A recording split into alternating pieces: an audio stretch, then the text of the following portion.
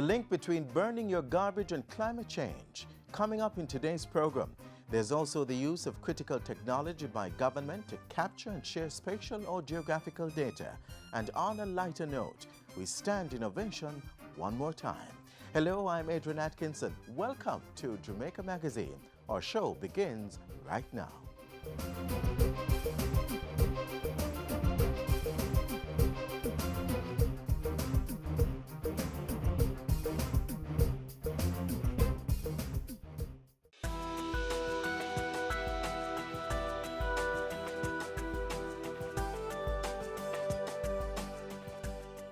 The Ministry of Education, Youth and Information is committed to ensuring that every Jamaican child has the best learning environment to thrive and needs your cooperation to make the education system work successfully. That is why we are ensuring that all Jamaicans have full access to secondary education. Tuition is free of cost to you, but the government can't pay for everything, so do continue with your voluntary contributions. These contributions cover the expenses of co-curricular and sports activities and school development projects. We have also increased our support for PATH students. That's right, PATH students are not expected to make contributions, and they will be provided with 5 days of free lunches. We know that a hungry child cannot learn. The ministry has implemented a literature book rental program, free insurance and IDs for PATH students in high schools. This government cares for you. We believe that every child can learn. Every child must learn.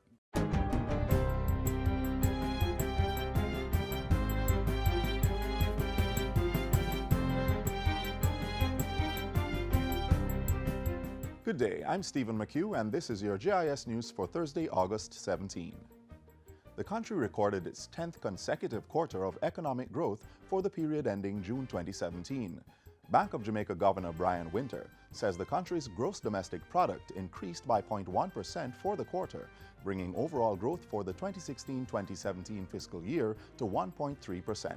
This was higher than the 0.2% in 2014-15 and the 1%, 1.0% in 2015-16 that we've seen.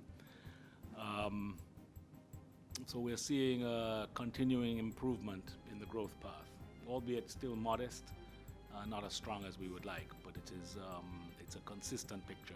The central bank governor says the growth was driven primarily by tourist-related activities, continued improvement in Jamaica's macroeconomic fundamentals through structural reforms, and increased foreign and domestic investor confidence in the economy. While addressing the bank's quarterly briefing on Wednesday, he added that heavy rains in May and other factors resulted in an annual inflation rate of 4.4% at the end of June 2017.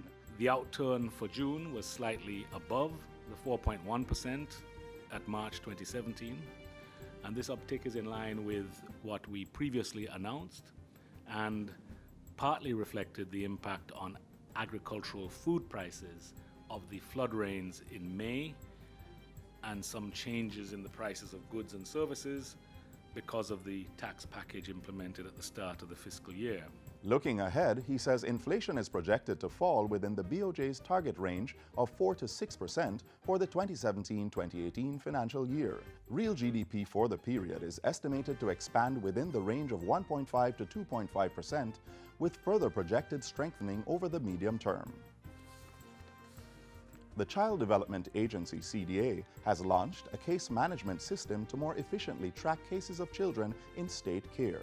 The Sohima Child Case Management System is a software application developed by Canadian firm Avocet. It's being implemented through $16.4 million in funding support under the USAID's Transitional Living Program for Children in State Care project. CEO of the Child Development Agency, Rosalie Gage-Gray, says the technology will allow her team to better service the approximately 4,000 children in state care. The CCMS, as we call it, brings everything our social workers need to do into one place.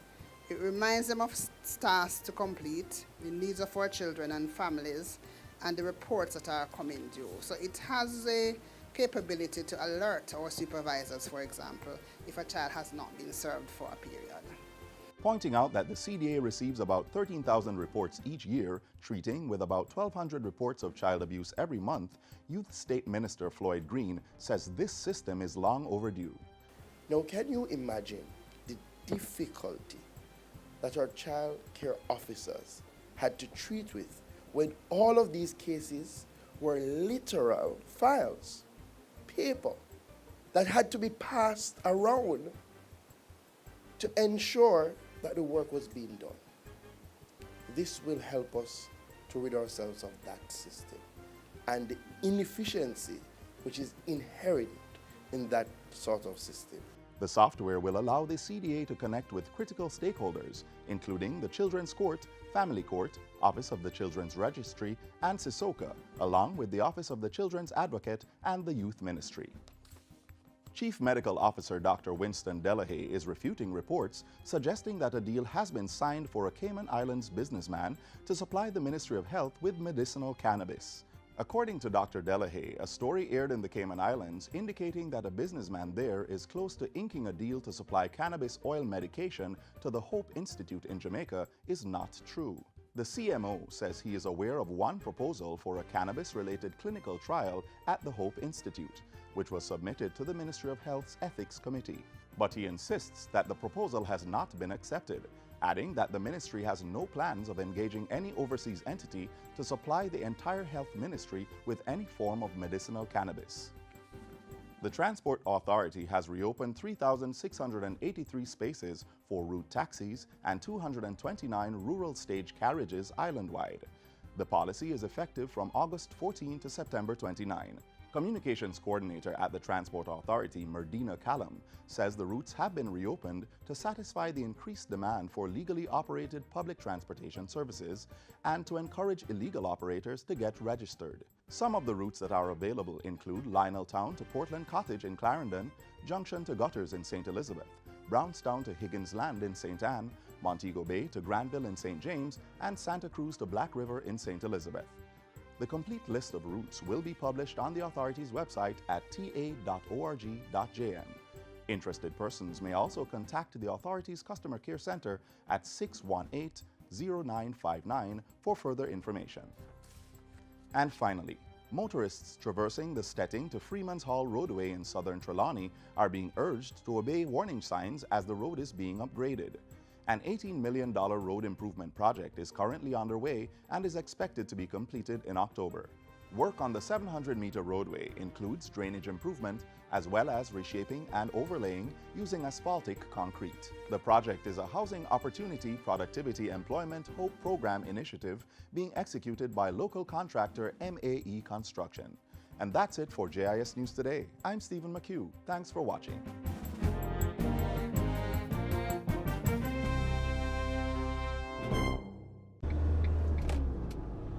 On our roads, remember, take time, be courteous, drive good, walk good. Don't drink alcohol and drive. Don't drive tired or sleepy. Don't tailgate and don't overtake unless it is safe to do so. And always drive at a speed which will allow you time to stop quickly and safely. Let's keep it safe on our roads. The burning of our garbage and the cutting down of trees may seem like a regular way of life to some persons who are totally unaware of the serious impact these actions are having on the environment. Actions such as these contribute to climate change. Jamaica is already seeing the effects of climate change, and government is taking steps to minimize further impact. Warning, warning, warning! The world over is changing, and a number of the changes are as a result of the way you and I have chosen to live. From driving a car to garbage disposal, using electricity to light and cool your homes. All these activities contribute to the evolving problem known as climate change. Climate change is happening now. For some strange reason, Jamaica doesn't have any rainfall at all. What I know right now is that it's a very hot summer. The drought is killing us. From the farmer to the housewife, climate change has no boundaries. It does not discriminate. If I was to define climate change, I would say something like it's the long-term changes in measures of climate happening over very, very long periods of time, and specifically due to human activities. So the first is, of course, things that we burn for electricity, so gas and coal and oil. And when we burn those fossil fuels, we put certain gases in the atmosphere which are known as greenhouse gases. And those greenhouse gases cause the eventual warming of the earth. And then the other one would be land use change. So, for example, when we cut down the trees and replace the trees by concrete, you know, trees are what we call a natural sink. They take carbon dioxide out of the atmosphere. At the onset, the situation might seem dismal, but if we act now, we can begin adapting to the impacts of climate change. The school of thought is that there are really three key actions. The first is what they call mitigation. And by mitigation in the climate change context is, well, maybe we need to not put out as much greenhouse gases, which are causing the problem in the first place. The second key action then is figuring out how to adapt. And adapting means learning to live within the new context that we are creating for ourselves, the new climate context. The third critical plank is always education. You know, we have to begin to educate people about climate change.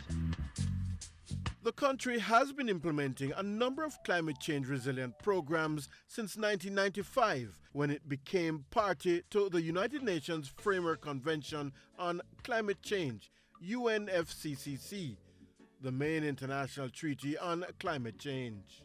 The adaptation, mitigation, and education strategies have been reflected in the development of the Vision 2030 National Development Plan through Goal 4 under Outcome 14, hazard risk reduction and adaptation to climate change.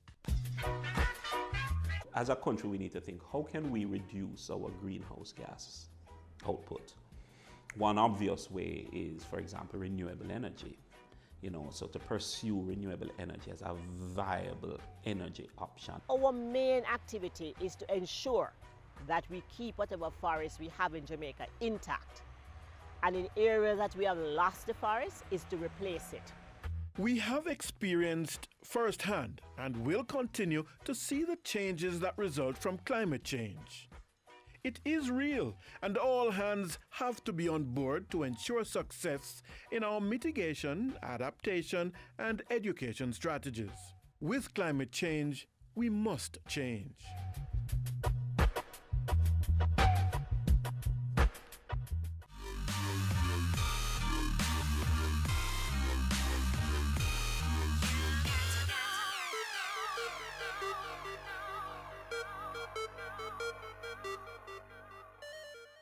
Keep we island clean, so clean. From the peaks to the beach, so clean.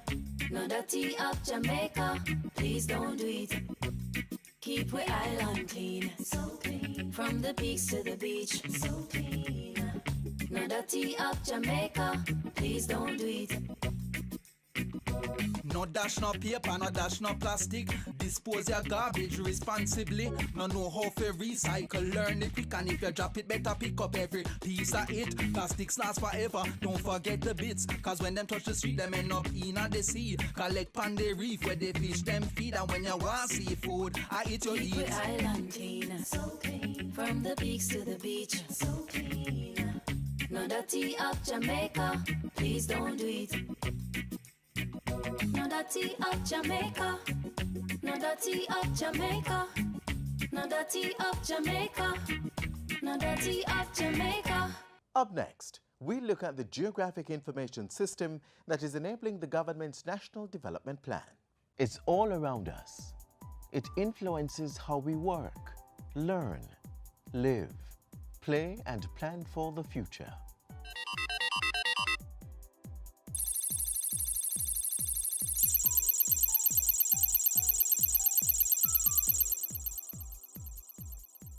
GIS is the short form of Geographic Information System.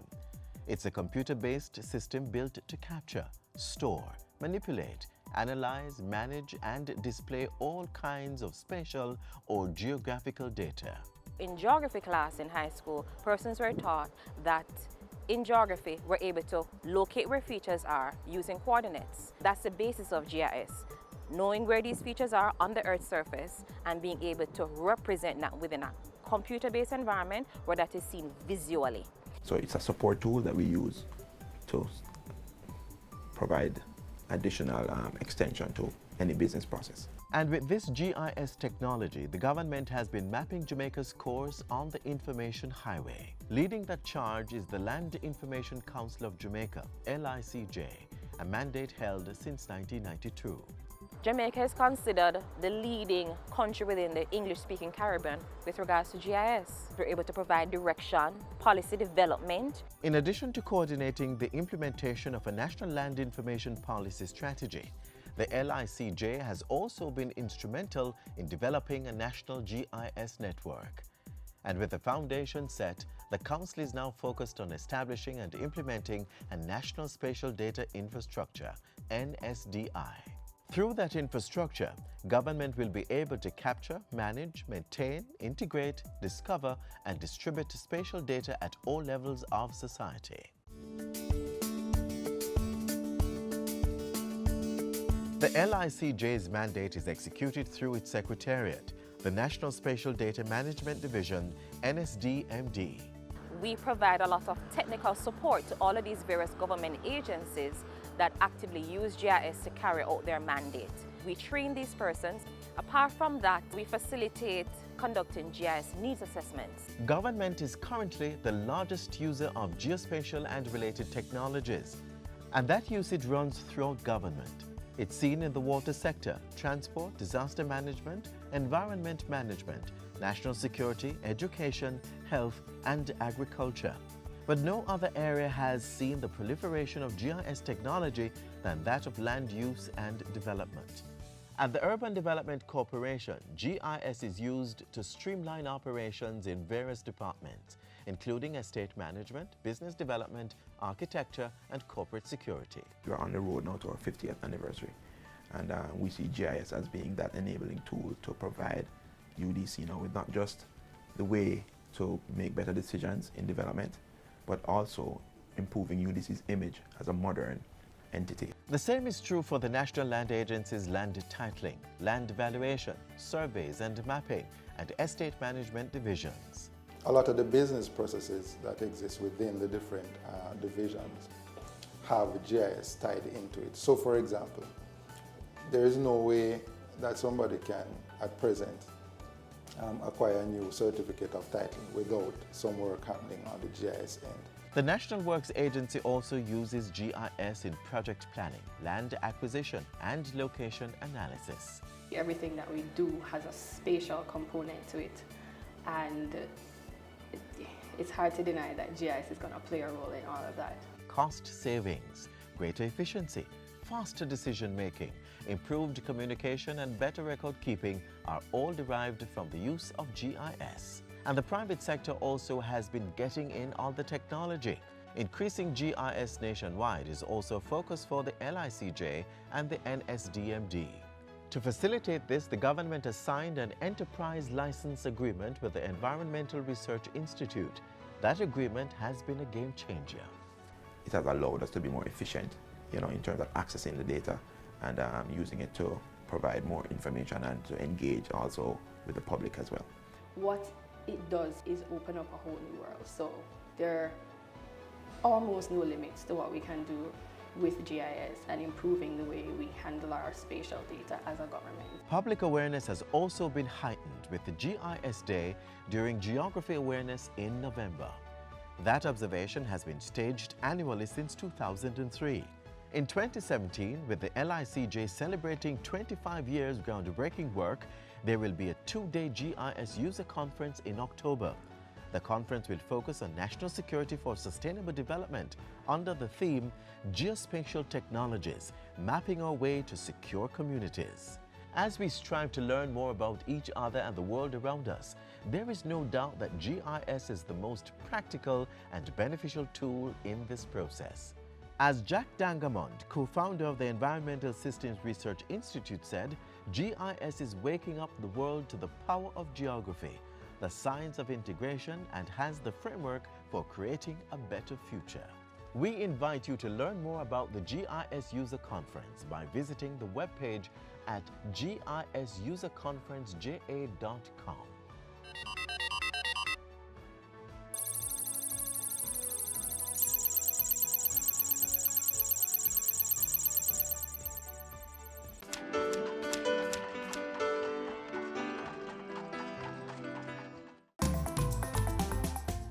Nominations are now open for the 2017 Prime Minister's Youth Awards for Excellence. Persons 15 to 29 years old may apply and be recognized for their work in 11 exciting categories. There's also a Jamaica 55 commemorative category for youth engaged in community-based volunteerism. Access nomination forms by visiting moey.gov.jm, youthjamaica.com, or any youth information center across the island. Nominations close August 31.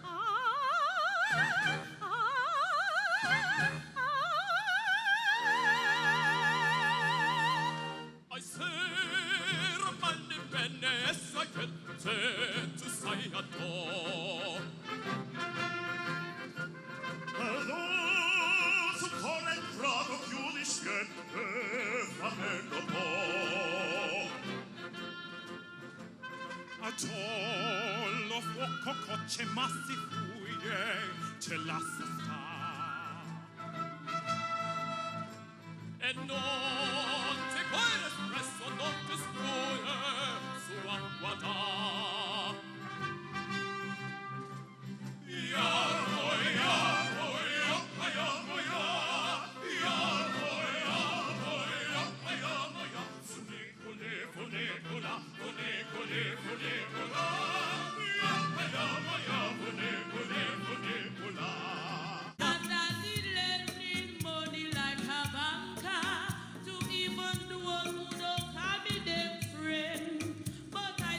Tanga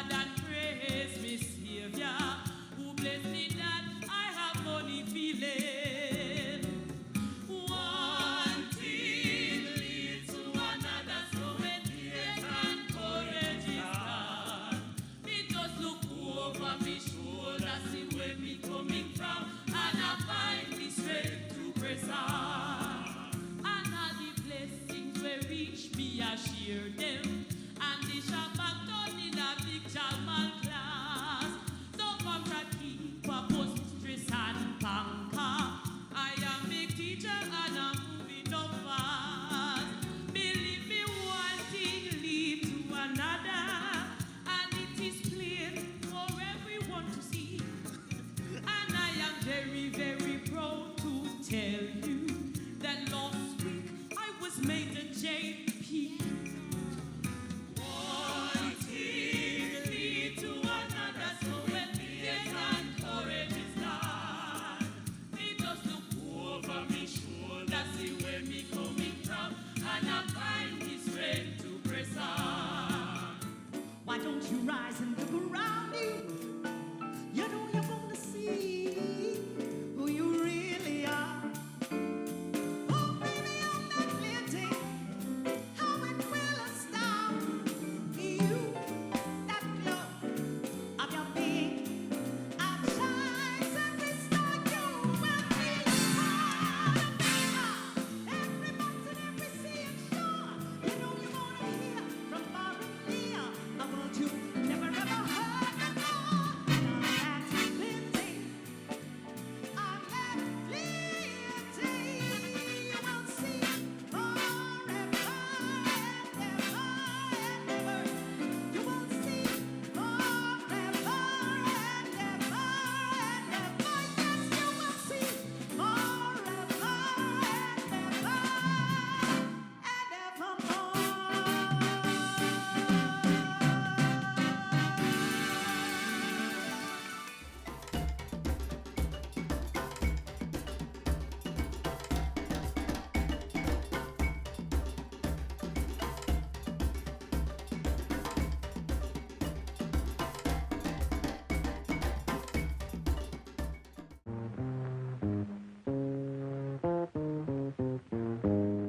Marcus Mosiah Garvey, Jamaica's first national hero. Born in St. Anne, Garvey migrated to Kingston, where he worked as a printer and later published a small paper called The Watchman. During his career, Garvey traveled extensively throughout many countries, observing the poor working and living conditions of black people. In 1914, he started the Universal Negro Improvement Association, the UNIA, in Jamaica. The UNIA, which grew into an international organization, encouraged self-government for black people worldwide, self-help economic projects, and protested against racial discrimination. Garvey preached his doctrine of freedom to the oppressed blacks throughout the United States. He faced resistance in that country and was eventually imprisoned, then deported. Garvey continued his political activity after returning to Jamaica, forming the People's Political Party in 1929, winning a seat on the Kingston and St. Andrew Corporation. Unprepared as the world was for Garvey's progressive ideas in the 1930s, he was forced to leave Jamaica again, this time for England, where he died on June 10, 1940. His body was brought back to Jamaica in 1964 and buried in the National Heroes Park. Garvey's legacy can be summed up in the philosophy he taught: black pride, the need for African unity, self-reliance, and for rulers to govern on behalf of the working classes.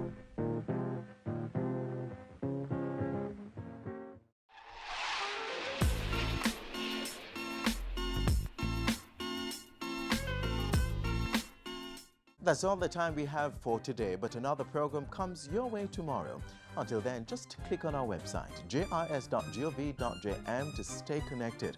And while you're online, send your feedback to Jamaica Magazine at jis.gov.jm or via tweet at JISnews. On behalf of the entire production crew, I'm Adrian Atkinson. Do take care.